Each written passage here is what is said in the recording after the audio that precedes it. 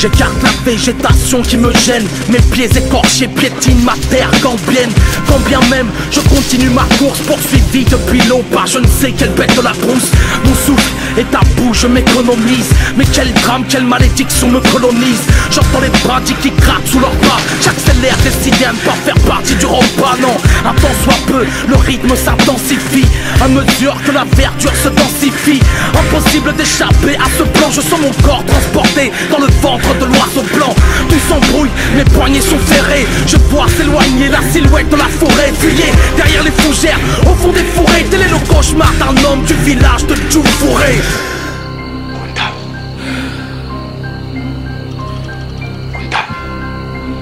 J'ai fait un cauchemar.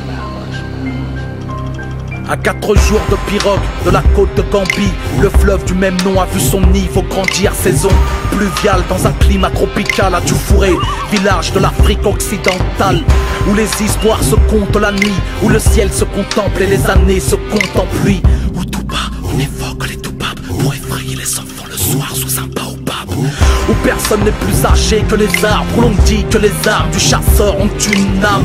C'est ici que naquit dans cette jungle Kunta, guerrier noir de la tribu des Mandingues.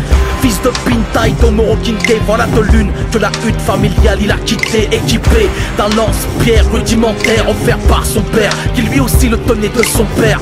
C'est ainsi que les enfants deviennent hommes en quittant leur famille pour l'enseignement des psaumes.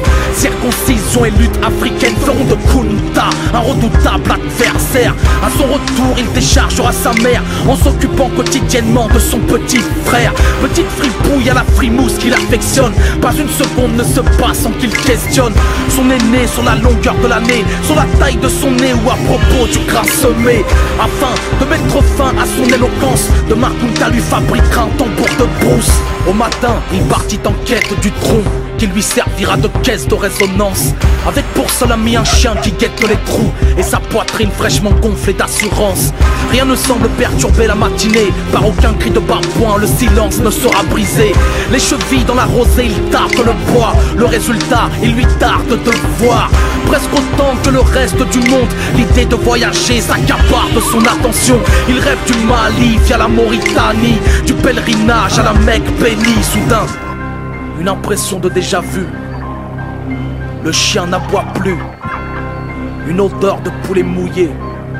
C'est le toubab et ses alliés. Un objet lourd lui écrase l'épaule d'une force insuffisante pour l'envoyer au sol. Dieu merci, Kunta se dégage de leur merci, mais court vers un filet qui oriente sa poursuite. Un coup de fouet réduit ses vêtements en pièces, un deuxième lui débaisse les pigarmes des fesses.